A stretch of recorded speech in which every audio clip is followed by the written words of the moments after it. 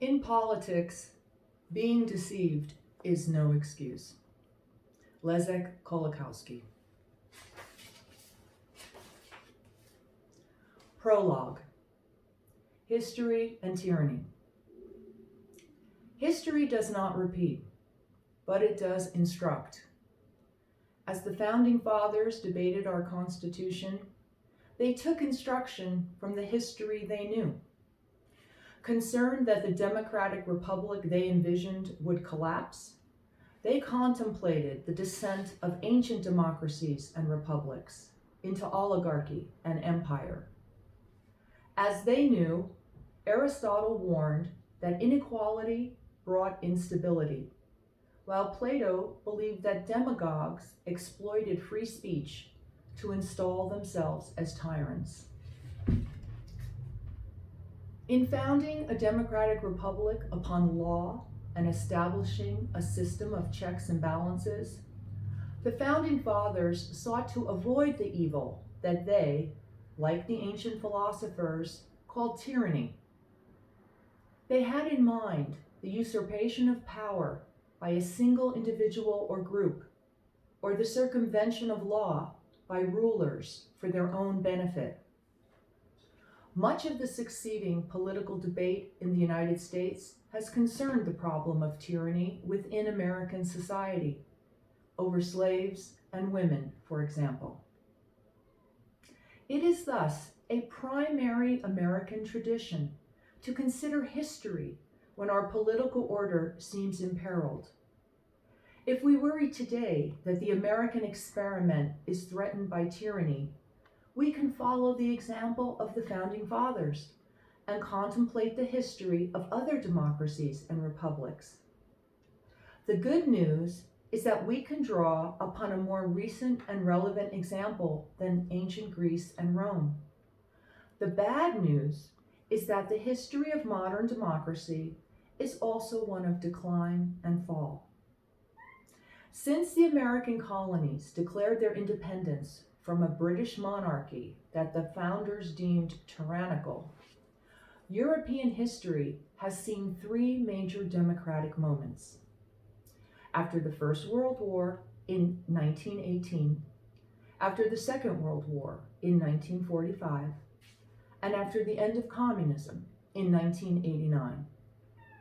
Many of the democracies founded at these junctures failed, in circumstances that in some important respects resemble our own. History can familiarize, and it can warn.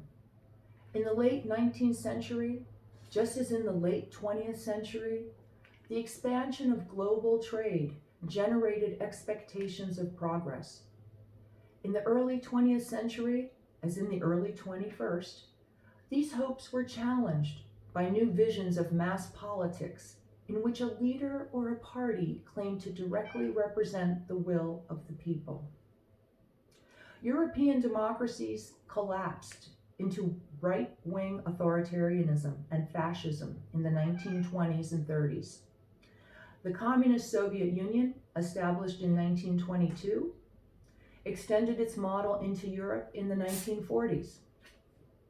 The European history of the 20th century shows us that societies can break, democracies can fall, ethics can collapse, and ordinary men can find themselves standing over death pits with guns in their hands.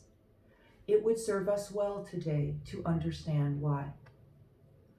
Both fascism and communism were responses to globalization, to the real and perceived inequalities it created, and the apparent helplessness of the democracies in addressing them.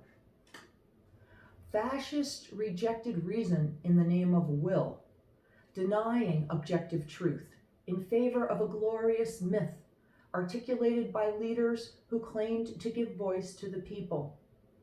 They put a face on globalization, arguing that its complex challenges were the result of a conspiracy against the nation. Fascists ruled for a decade or two, leaving behind an intact intellectual legacy that grows more relevant by the day. Communists ruled for longer, for nearly 7 decades in the Soviet Union and more than 4 decades in much of Eastern Europe. They proposed rule by a disciplined party elite with a monopoly on reason that would guide society toward a certain future according to supposedly fixed laws of history. We might be tempted to think that our democratic heritage automatically protects us from such threats. This is a misguided reflex. In fact, the precedent set by the founders demands that we examine history to understand the deep sources of tyranny and to consider the proper responses to it. Americans today are no wiser than the Europeans who saw democracy yield to fascism, Nazism, or communism in the 20th century. Our one advantage is that we might learn from their experience. Now would be a good time to do so. This book presents 20 lessons from the 20th century adapted to the circumstances of today.